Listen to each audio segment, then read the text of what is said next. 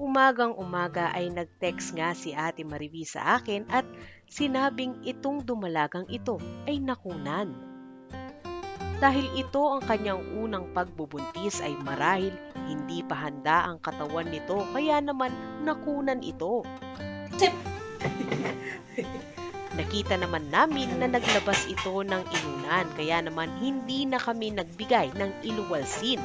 Pero nagbigay kami ng Oxybet LA para iwas impeksyon sa pagkakakunan.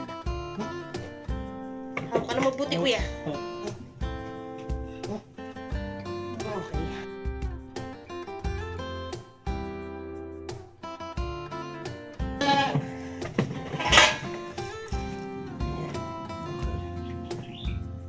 Okay. Nanginginig yung